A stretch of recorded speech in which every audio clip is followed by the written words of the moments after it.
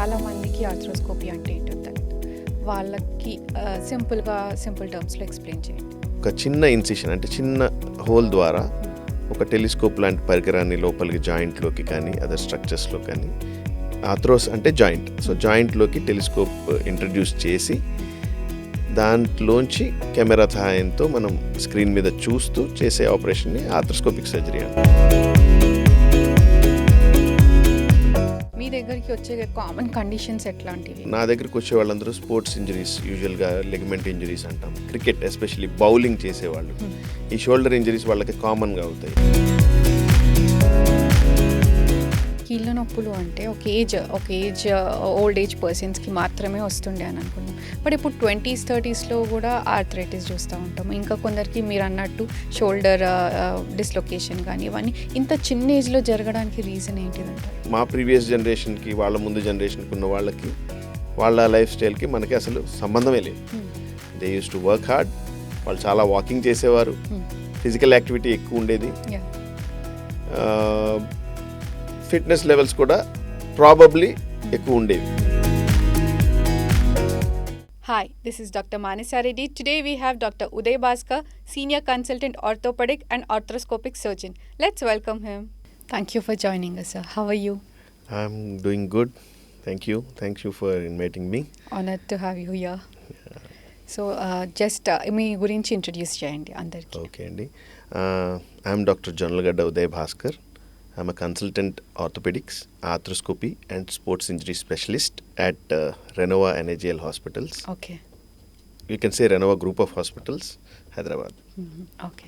So arthroscopy అన్నారు కదా, చాలా మందికి ఆర్థ్రోస్కోపీ అంటే ఏంటో తెలియదు. వాళ్ళకి సింపుల్ టర్మ్స్లో ఎక్స్ప్లెయిన్ చేయండి. ఆర్థ్రోస్కోపీ అంటే కీ హోల్ సర్జరీ అంటాం మనం, ఆర్ మినిమల్లీ ఇన్వేజివ్ సర్జరీ. అంటే చాలామందికి ఆపరేషన్ అంటే చిన్న భయం ఉంటుంది, పెద్దగా కోస్తారేమో, they give a big incision అని. Arthroscopy is a technique where ఒక చిన్న ఇన్సిషన్ అంటే చిన్న హోల్ ద్వారా ఒక టెలిస్కోప్ లాంటి పరికరాన్ని లోపలికి జాయింట్లోకి కానీ అదర్ స్ట్రక్చర్స్లో కానీ, ఆర్థ్రోస్ అంటే జాయింట్, సో జాయింట్లోకి టెలిస్కోప్ ఇంట్రడ్యూస్ చేసి దాంట్లోంచి కెమెరా సహాయంతో మనం స్క్రీన్ మీద చూస్తూ చేసే ఆపరేషన్ని ఆర్థ్రోస్కోపిక్ సర్జరీ అంటాం. So basically you can call it a minimally invasive or a keyhole surgery. మనం లేమ్యాన్ టర్మ్లో చెప్పాలంటే కీహోల్ సర్జరీ అంటాం, అలాంటిది అనమాట.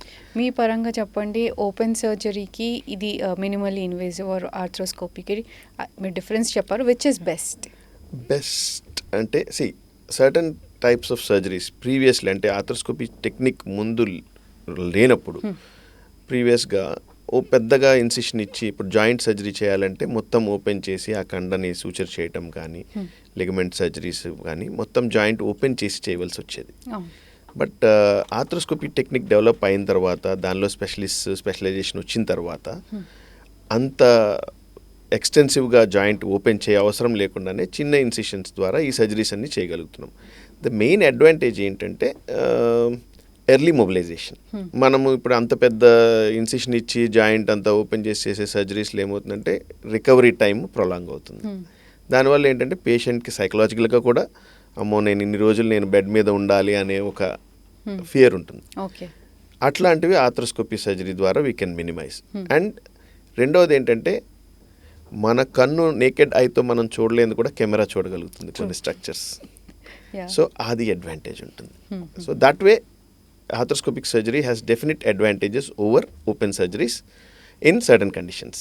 మీ దగ్గరికి వచ్చే కామన్ కండిషన్స్ ఎట్లాంటివి? I am more specialized in knee and shoulder arthroscopy అమ్మ. సో నా దగ్గరికి వచ్చే వాళ్ళందరూ స్పోర్ట్స్ ఇంజరీస్, యూజువల్గా లెగ్మెంట్ ఇంజరీస్ అంటాం కదా మనం, స్పోర్ట్స్ ఇంజరీస్, అలాగే రోడ్ ట్రాఫిక్ యాక్సిడెంట్స్ కూడా, సర్టెన్ ఇంజరీస్ మనము మోకాళ్ళకి కానీ భుజానికి కానీ, ఎస్పెషల్లీ షోల్డర్ ఇంజరీస్ అండ్ నీ లిగమెంట్ ఇంజరీస్, ఎస్పెషల్లీ మన స్పోర్ట్స్ పర్సన్స్ చూస్తే కనుక ఫుట్బాల్, బ్యాడ్మింటన్, అలాగే ర్యాకెట్ స్పోర్ట్స్ అంటాం కదా, టెన్నిస్, బ్యాడ్మింటన్ ఇట్లాంటివి, అలాగే క్రికెట్ ఎస్పెషల్లీ బౌలింగ్ చేసేవాళ్ళు, ఈ షోల్డర్ ఇంజరీస్ వాళ్ళకి కామన్గా అవుతాయి. Athletes, kabaddi players, especially football players, వాళ్ళకి మోకాలు మెలిపెట్టేస్తూ ఉంటారు కింద పడిపోగానే, వాళ్ళకి లిగమెంట్ ఇంజరీస్ మోకాల్లో అవుతూ ఉంటాయి. And also road traffic accidents. And ఇంకొక స్పెసిఫిక్ క్లయింటెల్ ఉంటారు మాకు, డాన్స్ చేసేవాళ్ళు, okay. Performers, Huh. Arts. So artists. వాళ్ళకి ఏంటంటే ఆర్టిస్ట్ వాళ్ళు కూడా ఈ డాన్స్ చేసేటప్పుడు ఈ ట్విస్ట్ చేసేటప్పుడు మోకాలు అవును. చాలా కామన్గా ఇంజరీస్ అవుతుంటాయి. True, true. చాలామంది నేర్చుకుంటున్న వాళ్ళు ఎక్కువ ఆ, ఈ వాళ్ళు మా దగ్గరికి వస్తూ ఉంటారు. సో బికాస్ ఎందుకంటే వాళ్ళకి సడన్ మూమెంట్స్ చేసినప్పుడు ఒక్కొక్కసారి ట్విస్ట్ అవ్వడం ద్వారా ఇంజరీస్ అవుతూ ఉంటాయి. సో అట్లాంటప్పుడు we give them guidance, scan ద్వారా ఏ లిగమెంట్స్ కానీ ఏమైనా ఇంజరీ ఉన్నాయేమో చూసి దెన్ వీ ప్రొసీడ్ అకార్డింగ్లీ. ఒకప్పుడు మన దగ్గర కీళ్ళ నొప్పులు అంటే ఒక ఏజ్ ఓల్డ్ ఏజ్ పర్సన్స్కి మాత్రమే వస్తుండే అని అనుకుంటున్నాం. బట్ ఇప్పుడు 20s 30sలో కూడా ఆర్థరైటిస్ చూస్తూ ఉంటాం. ఇంకా కొందరికి మీరు అన్నట్టు షోల్డర్ డిస్లొకేషన్ కానీ ఇవన్నీ ఇంత చిన్న ఏజ్లో జరగడానికి రీజన్ ఏంటిదంటారు? As you said earlier we used to have, అంటే ఒక రీజన్ ఏంటంటేనమ్మా తెలవకపోవటం. అప్పట్లో ఇన్ని సాధనాలు లేవు, అప్పట్లో ఇంత అవేర్నెస్ లేదు. ప్రీవియస్గా మోకాలు నొప్పి అందరికీ ఉంటుందేమో, 50 ఏళ్ళు దాటిన తర్వాత అందరికీ ఇలా కాలు వంకర అయిపోతుందేమో, మోకాలు వస్తుందేమో, everybody use to accept it. ఇప్పుడు ఆ యాక్సెప్టెన్స్ లేదు. కొంచెం నొప్పి వచ్చినా people are coming to a doctor and consulting. రెండవది లైఫ్ స్టైల్. మా ప్రీవియస్ జనరేషన్కి వాళ్ళ ముందు జనరేషన్కి ఉన్న వాళ్ళకి వాళ్ళ లైఫ్ స్టైల్కి మనకి అసలు సంబంధమే లేదు. They use to work hard, వాళ్ళు చాలా వాకింగ్ చేసేవారు, ఫిజికల్ యాక్టివిటీ ఎక్కువ ఉండేది, ఫిట్నెస్ లెవెల్స్ కూడా ప్రాబబ్లీ ఎక్కువ ఉండేవి. They diet, what they take, the life style they had. And again you blame the climate, you have to blame the pollution and other aspects. మనకి చాలా అక్కలేని జబ్బులు, అక్కలేని డిజార్డర్స్ వస్తున్నాయి. Diabetes was not so common early, thyroid problems were not so common early. ఇవన్నిటికి climatic and environmental కండిషన్స్ని కూడా we can blame. Life style as we say it. Sports person అన్నారు కదా మీరు. జనరల్గా ఎవరి నోటి నుంచి విన్నా కూడా స్పోర్ట్స్ పర్సన్ చాలా కామన్గా అయినది ACL టైర్ అంటూ ఉంటారు. సో దాని గురించి చెప్పండి. ఏసీఎల్ అంటే anterior cruciate ligament. Anterior cruciate ligament అనేది ఒక strong ligament in the knee joint. 4 ligaments మెయిన్గా చెప్పుకుంటాం మనం మోకాల్లో: medial collateral ligament, lateral collateral ligament, anterior cruciate ligament, posterior cruciate ligament. ముందు భాగం నుంచి వెనక భాగంకి వెళ్ళేది యాంటీరియర్ క్రూషియేట్ లిగమెంట్. సో మన మోకాలు జరిగిపోకుండా, జారిపోకుండా అది పట్టుకుని ఆపుతుంది. It's a very strong ligament. అది తెగిపోవాలి అంటే చాలా ఫోర్స్ కావాలి. మోకాలు ఇంజరీ చాలా ఫోర్స్ఫుల్గా జరగాలి. ACL కానీ PCL కానీ తెగిపోవాలంటే. సో అట్లా ఇంజరీస్ యూజువల్ అదే చెప్పాం కదా, sporting activities, road traffic accidents, ఇట్లాంటి వాటిల్లో కామన్గా అవుతాయి. సో వాటికి ఏంటంటే we have to assess the injury, ఎంత డ్యామేజ్ జరిగింది మోకాలుకి. ఇప్పుడు కంప్లీట్ టేర్ అంటే మోకాలు మనం క్లినికల్ ఎగ్జామిన్ చేసినప్పుడు మోకాలు ఊగుతూ ఉంటుంది, అన్స్టేబుల్ ఉంటుంది అనమాట మోకాలు. దానికి మనం టెస్ట్ చేసి అప్పుడు మనకు తెలిసిపోతుంది క్లియర్గా, ఈయనకి లిగమెంట్ తెగిపోయింది. మనం స్కాన్ అవసరం లేకుండానే చెప్పొచ్చు చాలాసార్లు. Not only experience, there are certain test design for that. You have to evaluate the patient in a certain manner. మనకి డెఫినెట్గా ఒక ఐడియా వస్తుంది. కన్ఫర్మేషన్ కోసం మనం MRI స్కాన్ తీసుకుంటాం. బికాస్ అగైన్ మీరు అడగచ్చు, CT స్కాన్ ఎక్స్రేలో తెలియదా అని. తెలియదు. ఎందుకనంటే లిగమెంట్స్ ఆర్ సాఫ్ట్ స్ట్రక్చర్స్, అవి MRIలో తప్ప కనపడవు మనకి.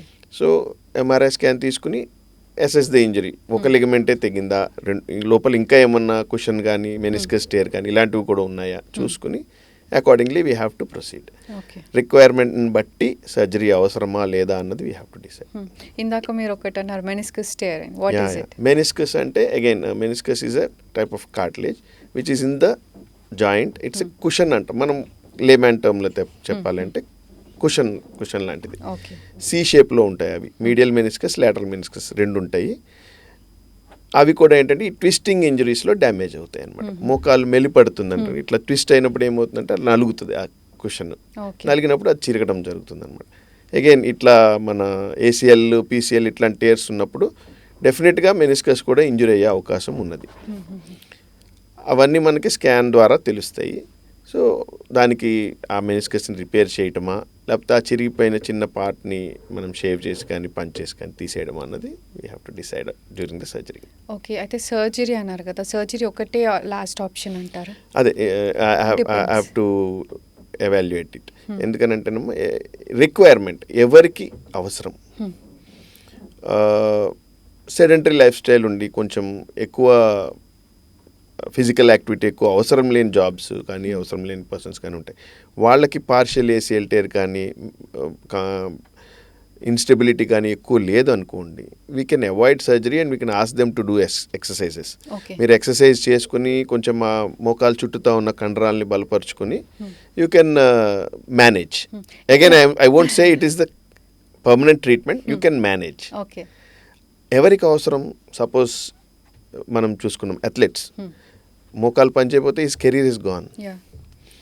A bowler without or a batsman without a proper knee support లేదు, ఆయనకి లొగమెంట్ వదిలేస్తుంది, మోకాలు కదులుతుంటే he can't run, he can't play. అట్లాగే సోల్జర్స్, ఆర్మీ పర్సనల్, పోలీస్ వాళ్ళకి ఫిజికల్ యాక్టివిటీ ఎక్కువ ఉండదు, వాళ్ళు పరిగెట్టాలి, they have to run, they have to climb things అని వాళ్ళకి డెఫినెట్గా అవసరం. వాళ్ళు నాకు వద్దన్నా కూడా మేము చేయించుకోకపోతే మీ కెరీర్ ఎండ్ అయిపోతుంది అని చెప్పాల్సి వస్తుంది. So that's how you differentiate అన్నమాట. అందరికీ అవసరమా అంటే అసెస్మెంట్ని బట్టి మనం we have to decide. What if younger generation వాళ్ళలో లైక్ 20s 30sలో అయ్యింది, but they are not a sports person, ఎంతకాలం వాళ్ళు మేనేజ్ చేయొచ్చు? Good question. ఎందుకనంటే younger people again entirely depends on their physical activity. ఇప్పుడు వాళ్ళది సాఫ్ట్వేర్ జాబ్ ఉన్న అబ్బాయి ఉన్నారనుకోండి, అమ్మాయి ఉన్నారనుకోండి, డెస్క్ జాబే ఉంటుంది మోస్ట్లీ, వాళ్ళది కూర్చుని పని చేసుకునే జాబే ఉంటుంది. కానీ ఈవినింగ్ రిక్రియేషనల్ స్పోర్ట్ ఆడుతూ ఉండొచ్చు, రోజు బస్సు కోసం పరిగెత్తాల్సి రావచ్చు. Those things you have to consider. And again the evaluation is more important. ఆయనకి ఇన్స్టెబిలిటీ ఫస్ట్ ఉన్నదా లేదా.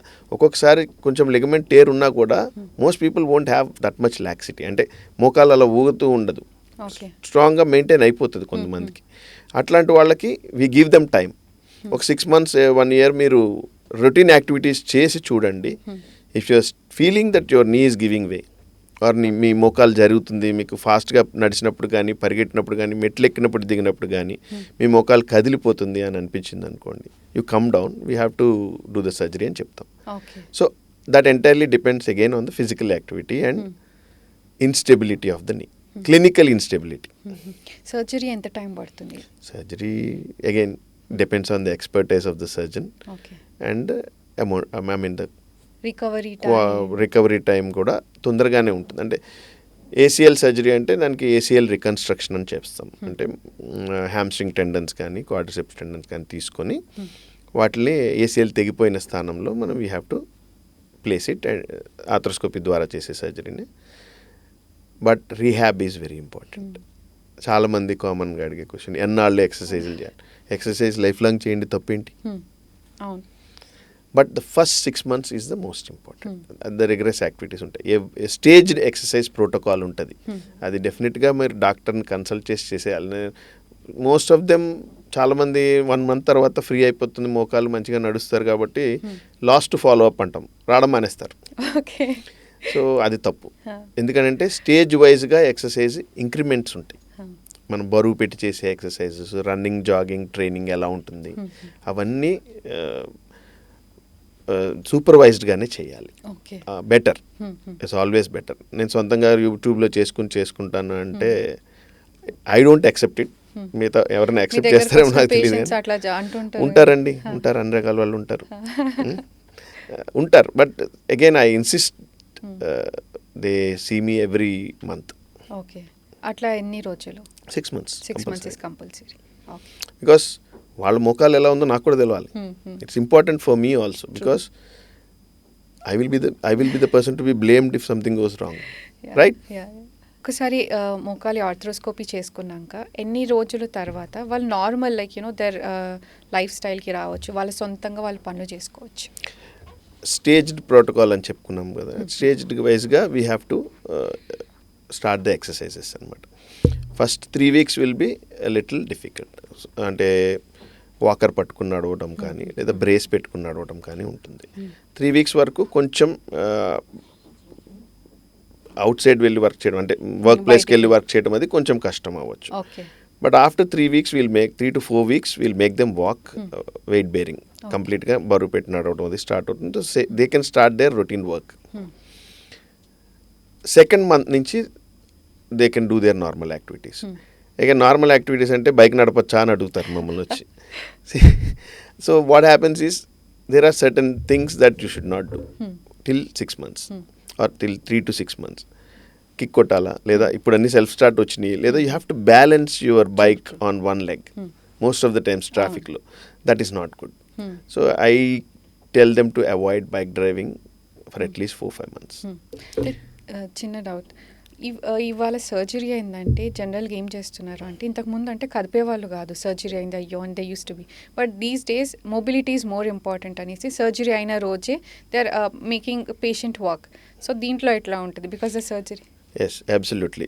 మనం ఆర్థ్రోస్కోపీ చూస్ చేసుకున్నదే మొబిలైజేషన్ ఎర్లీగా చేయడం కోసం. ఓపెన్ సర్జరీలో it will take longer time. So arthroscopy ద్వారా చేసినప్పుడు as early as possible, almost the same day మనం will make them walk with walker, will start moving the knee joint exercises అన్నీ start అయిపోతాయి. అంటే ఇంక్రిమెంట్స్, ఈ మన protection, brace ఇవన్నీ ఎందుకంటే వాళ్ళు వెళ్ళి పాడు చేసుకుని రాకుండా మళ్ళీ. సో కొంచెం జాగ్రత్త చెప్పాలి కాబట్టి. Because I have seen patients who thought that everything was normal, went home, fell down in their bathroom and came back with a re-injury. So ఆ జాగ్రత్త ఉండాలి అంతే తప్పిస్తే హార్డ్ అండ్ ఫాస్ట్గా నువ్వు బెడ్ మీద పడుకుని ఉండాలి అని ఏ పేషెంట్కి చెప్పం. ఓకే. సో ఫ్రోజన్ షోల్డర్స్ కూడా చాలా కామన్గా వింటున్నాం. దానికి కొందరికి మెడిసిన్స్ కూడా పనిచేయదు అండ్ ఈవెన్ ఫిజియోథెరపీ కూడా పనిచేయదు. అట్లాంటి వాళ్ళకి ఏం చేయాలి? ఫ్రోజన్ షోల్డర్ అనేది ఒక కామన్ టెర్మినాలజీ. అది దాన్ని అడెసివ్ క్యాప్సులైటిస్ అంటాం. Frozen shoulder actually is the last stage of this disease. Periarthritis, adhesive capsulitis and then frozen shoulders, different nomenclatures ఉంటాయి అన్నమాట దానికి.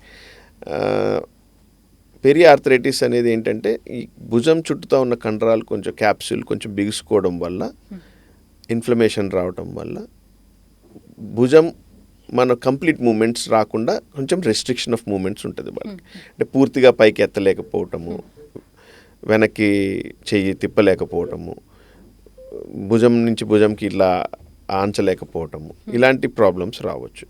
అది గ్రాడ్యువల్గా ఇంక్రీజ్ అవుతుంది. Next stage adhesive capsulitis. Adhesive capsulitis అంటే ఇంకా కొంచెం రెస్ట్రిక్షన్ ఆఫ్ మూమెంట్స్. ముందు పెయిన్ ఎక్కువతో స్టార్ట్ అవుతుంది, తర్వాత పెయిన్ తగ్గి మూమెంట్స్ కంప్లీట్గా పోతాయి. ఫ్రోజన్ షోల్డర్ అంటే ఇంకా కంప్లీట్ బిగుసుకుపోయిన భుజం అనమాట. ఇంకా మూమెంట్ ఆల్మోస్ట్ జీరో ఉంటాయి, ఇంకేం లేదు, ఇలా పెట్టుకొని ఉంటారు అంతే. They won't have much of the movement, just jog of movement అంటాం, అంతే ఉంటుంది. So frozen shoulder is the last stage. ఈ మధ్యలోనే చాలామంది మన దగ్గరికి వస్తారు, అడెసివ్ క్యాప్సులైటిస్ స్టేజ్లోనే చాలామంది వస్తారు. కొంచెం నొప్పి ఉంటే భరించేస్తారు, ఏదో మందు వేసుకుంటారు, ఎక్సర్సైజ్ చేసుకుంటారు. చాలామందికి సెకండ్ స్టేజ్ లోపలే ట్రీట్మెంట్ అయిపోతుంది ఎక్సర్సైజెస్తో. ఆల్మోస్ట్ 50% ఆఫ్ ద పేషెంట్స్కి with exercise and medication and proper physiotherapy డెఫినెట్గా దే విల్ ఇంప్రూవ్. కొంతమందికి ఎస్పెషల్లీ డయాబెటిక్స్, ఈ ఫ్రోజన్ షోల్డర్ అనేది డయాబెటిక్స్లో కామన్, అడెసివ్ క్యాప్సులైటిస్ అనేది there is a correlation. But డయాబెటిక్స్లో ద ఇన్సిడెన్స్ ఈజ్ మోర్. మిగతా వాళ్ళకి రావద్దని కాదు కానీ దానికి ఒక సైంటిఫిక్ ఎక్స్ప్లెనేషన్ ఏదో ఉంది. బట్ హార్డ్ అండ్ ఫాస్ట్గా దానికి కోరిలేషన్ ఇప్పటికీ లేదు. It is more in diabetics అంతే తప్పిస్తే ఎందుకు అన్నది నోబడీ ఎగ్జాక్ట్లీ నోస్. బట్ డయాబెటిక్స్లో they tend to be common. భుజం బిగుసుకుపోయి మూమెంట్ లేక చాలామంది ట్రిక్ మూమెంట్స్ చేస్తుంటారు. అంటే ఇలా వంగేసి ఇదిగో నా చేయి పైకి వెళ్తుంది అంటారు, but that's not the exact movement. Shoulder joint దగ్గర మూమెంట్ పోతుంది, వాళ్ళు ఇలా ట్రిక్ మూమెంట్స్ చేసి ఇట్లా వంగి చేయి పైకి ఎత్తి మూమెంట్ వచ్చింది అనుకుంటారు. సో దట్ కండిషన్ అగైన్ ఈ ఫిజియోథెరపీతో కానీ ఈ మెడిసిన్స్తో కానీ if you're not able to ఆ సిమ్టమ్స్ తగ్గకపోతే we have other methods like injecting steroid into the joint and trying, or ఇప్పుడు PRP injections అంటున్నారు. It might work, it might not work. It's అంటే సర్జరీకి ముందు మనం చేయాల్సిన ప్రయత్నాలన్నీ చేస్తాం. ఇంక ఏది పని చేయట్లేదు అన్నప్పుడు we go for a surgery. సర్జరీలో ఏం చేస్తామంటే అగైన్ అసెస్మెంట్. మనము షోల్డర్ చుట్టూతా ఉన్న కండరాలు ఏమైనా డ్యామేజెస్ ఉన్నాయా, రొటేటర్ కఫ్ అంటాం, రొటేటర్ కఫ్ కానీ ఈ రిమ్ అంటాం, ల్యాబ్రమ్ అంటాము, గ్లినాయిడ్ ఆ కప్కి చుట్టూతో ఉండే ల్యాబ్రమ్ కానీ బైసెప్స్ టెండన్ కానీ అవి ఏమైనా చిరిగినాయా, డ్యామేజ్ అయినాయా, వీ హ్యావ్ టు సీ. అవి అసెస్ చేయడానికి ఎంఆర్ఐ స్కాన్ అనేది తీయించుకోవాల్సి ఉంటుంది. మజిల్స్ ఏం డ్యామేజ్ లేదు, కండరాలు లిగమెంట్స్ బాగానే ఉన్నాయి, only they are having adhesive capsulitis just because of inflammation, అంటే స్పేస్ జామ్ అయిపోయి భుజం కదలలేదు అన్నప్పుడు what we can do a manipulation. Manipulation అంటే కొంచెం మొత్తం ఇచ్చి మనం బలవంతంగా భుజంని అడేషన్స్ని break the adhesions and move the joint. అట్లా that you can do either by arthroscopic surgery or blind ప్రొసీజర్గా కూడా చేయొచ్చు. It's a known treatment for that. Arthroscopy ద్వారా ఎందుకు చేయాలి అని లోపల అసలు ఎట్లా ఉంది డ్యామేజ్, ఎంత మనకి డ్యామేజ్ ఉన్నదని బ్లైండ్ ప్రొసీజర్ కానీ it's always better to go in and see. మీరు ఎవరన్నా అంటే మళ్ళీ ఇంట్లో కూడా ట్రై చేస్తారు? మత్తు ఇవ్వాలండి, అలా పడితే అలా చేసేలేము, చాలా పెయిన్ఫుల్ ఉంటుంది అది. So it's given in the book, so we have to tell it. అది మనం చేస్తామా, చాలా మంది చేస్తారు కూడా. I have done so many manipulations under anaesthesia. You are doing is different again. No అదే అస్సలు చేయకూడదు, అలాంటివి అస్సలు చేయకూడదు, ఎందుకంటే డిస్లొకేషన్ అయిపోయే ప్రమాదం ఉంటుంది. అట్లాంటి వాళ్ళు కూడా ఉంటారా మీ దగ్గరకు వచ్చిన వాళ్ళు? ఏదో మాకు వచ్చే వాళ్ళలో ఇలా ట్రై చేసిన వాళ్ళకన్నా ఈ పసర వైద్యుల దగ్గరికి, వాళ్ళ దగ్గరికి, ఈ క్వాక్స్ ఆర్ ఈ బోన్ సెట్టర్స్ అంటారు కదా, వాళ్ళ దగ్గరికి పోయి తోమించుకుని మసాజ్లు అవి చేయించుకుని మొత్తం బిగుసిపోయి వచ్చే వాళ్ళు ఎక్కువ ఉంటారు. Thank you so much for your insights. It's my pleasure. Thank you.